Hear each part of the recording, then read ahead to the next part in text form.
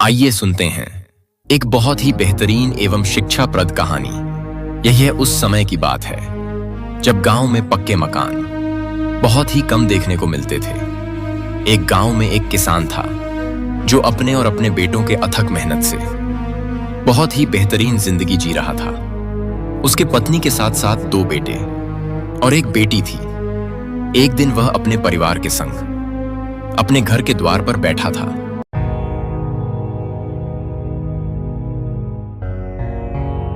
क्यों भाई हरिया, क्या हाल है? अरे गांव के सभी लोग अपने राजा का नई नवेली महल देखने जा रहे हैं, तुम नहीं जाओगे क्या? अरे चलो भैया, देख आओ, तुम भी देख आओ, कारीगरों ने बहुत सुंदर बनाया है। अरे ओ भाग्यवान, सुन रही हो? माखन सही कह रहा है, उस महल का बहुत चर्चा है। पता नहीं बाद में फुर्सत मिले या ना मिले। हम भी आज जा रहे हैं, जल्द ही लौट आऊंगा। मैं जा रहा हूँ। कहीं देर मत करना, जल्द आना, हम तुम्हारा इंतजार करेंगे। और वह किसान राजा का नई महल देखने चल देता है। महल जैसा सुना था, कहीं उससे सुंदर बना था। चारों तरफ देखकर फिर तारीफ में कहता है, अरे वाह, अद्भुत! हमारे राजा साहब ने कमाल का नया राजमहल बनवाया है। देखकर दिल बाग बाग हो गया। मैंने अपने जिंदगी में कभी ऐसा नक्काशी नहीं देखी थी, लेकिन इस महल का मुख्य द्वार जरा और विशाल होना चाहिए था, क्योंकि जैसा महल बना है उसके हिसाब से गैलरी और मुख्य द्वार छोटा है। अगर राजा मर जाएं तो उनकी अर्थी नहीं निकल पाएगी। राजा को एक ना एक दिन मरना ही है। ये क्या कह रहे हो तुम? तुझे ऐसा नहीं कहना चाहिए। तुम राजा को जीते जी मार रहे हो, तुझे दंड मिलेगी। और इतना कहने के बाद सिपाही उसे जेल में बंद कर देते हैं। और इधर जब उसके आने में देर होती है तो परिवार चिंता में आ जाता है। बेटा रामू, तेरे पिताजी अभी तक नहीं आए, पता नहीं कहाँ रुक गए। महल देखकर तो अब तक आ जाना चाहिए था। जाओ बेटा, पिताजी को बुलाकर लाओ।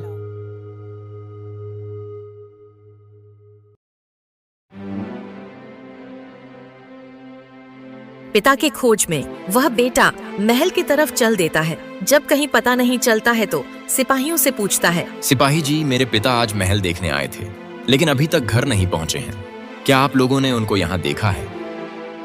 वो तो वह तुम्हारे पिता हैं। इतनी उम्र हो गई, उनको बोलने का तमीज नहीं है। कह रहे थे कि महल का द्वार छोटा है, राजा की अर्थी कैसे निकलेगी। अब तुम ही बताओ कि कोई हमारे राजा के जीते जी ऐसा बोल कैसे सकता है। इसीलिए उनको जेल में डाल दिया गया है। अब उनको यह सब कहने की क्या आवश्यकता थी? अरे आए थे महल देखने, देखकर चल दिए होते। उनसे गलती हो गई है, माफ कर दीजिए। राजा की अर्थी कैसे निकलेगी यह राजा जाने।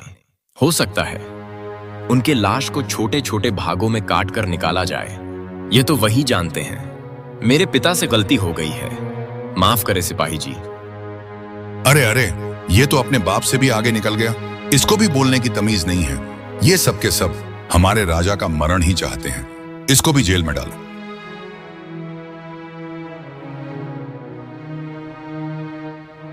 और इस तरह पिता और पुत्र को जेल में डाल दिया जाता है।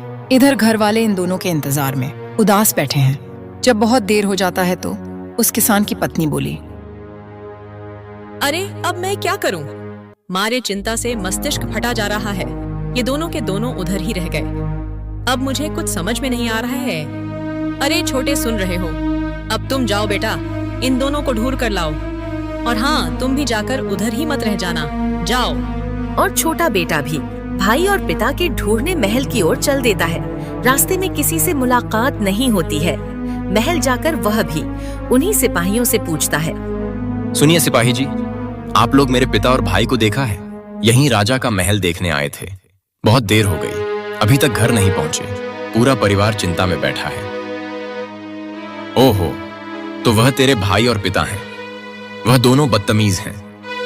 पिता ने महल का वर्णन करते करते कह रहा था कि गेट छोटा है, राजा की अर्थी नहीं निकल सकती, उसको तो जेल भेज दिया।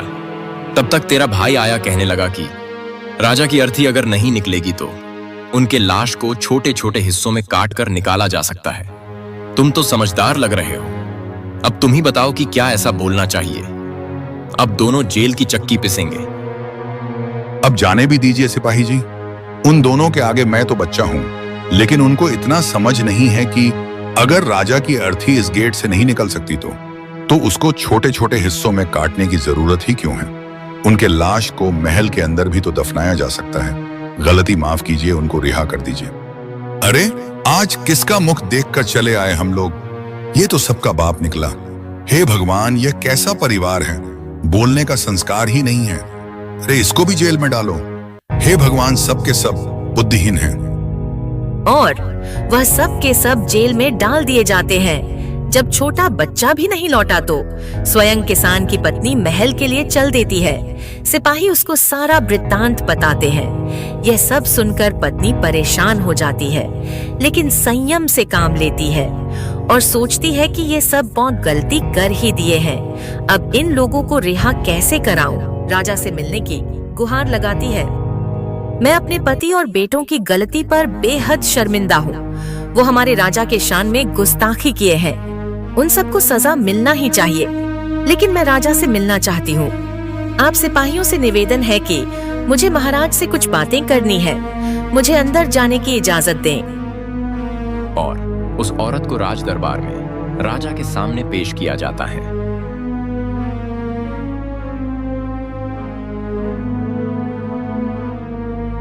महाराज की जय हो। यह औरत आपसे कुछ कहना चाहती है, कृपया करके सुन ली जाए। हाँ तो कहिए, किस संदर्भ में क्या कहना चाहती हैं आप? कहिए।